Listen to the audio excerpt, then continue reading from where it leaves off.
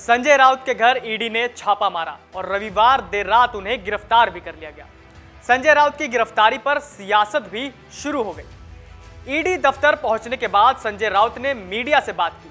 वो बोले कि महाराष्ट्र को कमजोर करने की कोशिश हो रही है, लेकिन वो झुकेंगे नहीं और ना ही पार्टी छोड़ेंगे। 2019 में महाराष्ट्र चुनावों के बाद बीजेपी और शिवसेना का गठबंधन टूट गया और शिवसेना ने एनसीपी और कांग्रेस के साथ सरकार बना ली। इसमें बड़ी भूमिका संजय राउत की ही रही। बीजेपी और शिवसेना के बीच तल्खियां बढ़ती चली गई। संजय राउत ने इसके बाद जब जब जुबान खोली, बीजेपी को दर्द देते रहे। उद्धव के सबसे भरोसेमंद और शिवसेना के चाणक्य कहे जाने वाले संजय राउत को जब ईडी ले जा रही थी तो वो किसी चैंपियन की तरह हाथ हिलाते हुए जा रहे थे।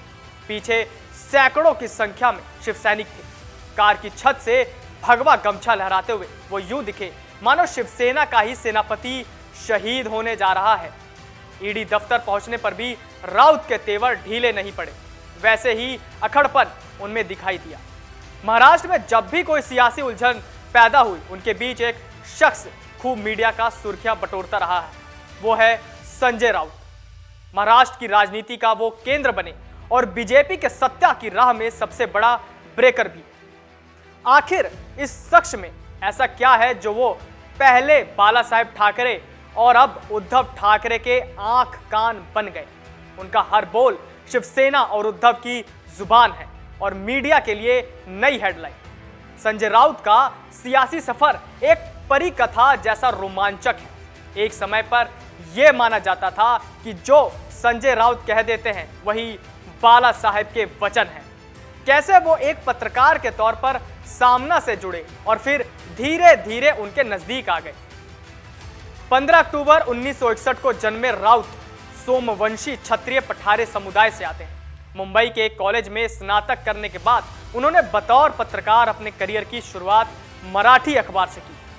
शुरुआत से ही उनकी लेखनी पर अच्छी पकड़ रही और मराठी अखबारों में काम करने के दौरान कई प्रतिष्ठित संस्थानों में काम किया। कहते हैं ना, मीडिया और राजनीति के बीच दोस्ताना याराना होता है और यही दोस्ती संजय राउत के लिए लक्ष्य भेदी बाढ़ बनी। पत्रकारिता के दौरान ही राज ठाकरे से मुलाकात हुई और फिर राउत की जिंदगी में नया मोड़ आ गया। उस वक्त राज ठाकरे की शिवसेना में तूती बोलती थी और वो बाला साहेब ठाकरे के बेहद करीब थे। राज ठाकरे से होते हुए ही वो बाला साहेब के खास बन गए और जब सामना का जन्म हुआ तो कुछ ही समय में वो इसके संपादक बन गए। शायद ही कभी उद्धव ठाकरे ने राउत के बयान से पल्ला झाड़ा हो।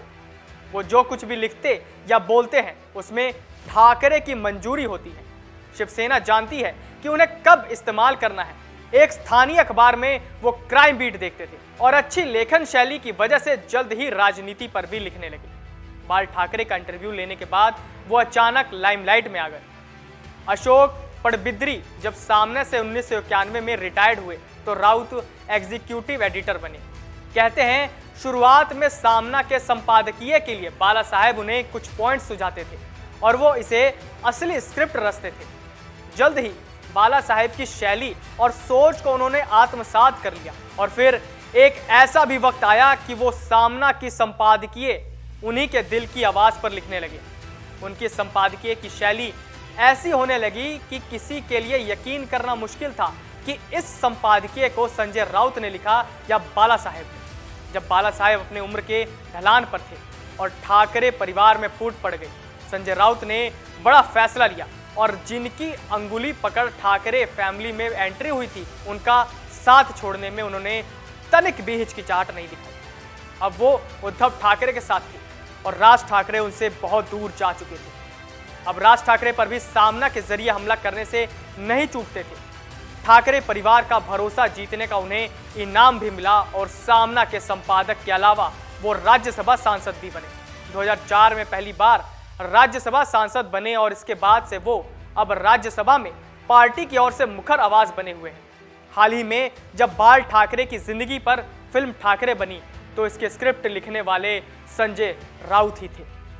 संजय राउत ही वो शख्सियत है जिन्होंने बीजेपी के सामने से सत्ता का सिंहासन छीनकर शिवसेना, एनसीपी और कांग्रेस जैसे तीन अलग विचारधारा वाले दलों की सरकार बनाने में महत्वपूर्ण भूमिका निभाई है। राज्य में महाविकास अघाड़ी के सरकार बनाने के लिए उन्होंने उद्धव ठाकरे के निर्देश और शरद पवार की राजनीतिक चतुराई का जब अभूतपूर्व इस्तेमाल किया तो सारा महाराष्ट्र उनके इस करिश्मे को आश्चर्य भरी नजरों से देखता रह गया।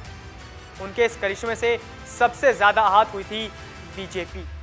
जिस सिंहासन पर बैठने का सपना देवेंद्र फडणवीस देख रहे थे, राउत ने उस सिंहासन पर उद्धव ठाकरे को बैठा दिया था। उनके इस करिश्मे से जहां एक और बीजेपी आहत थी, वहीं शिवसेना में उनके बढ़ते कद से शिवसेना के दूसरे नेता भी आहत थे। राउत के बढ़ते राजनीतिक ग्राफ ने उन्हें बीजेपी और शिवसेना के बागी नेताओं की आंख की किरकिरी बना दिया था। एकनाथ शिंदे की बगावत के बाद शिवसेना में उद्धव ठाकरे के कमजोर होते ही राउत पर कार्रवाई तय मानी जा रही थी। डाउनलोड करें अमर उजाला ऐप और पाएं खबरें लगातार।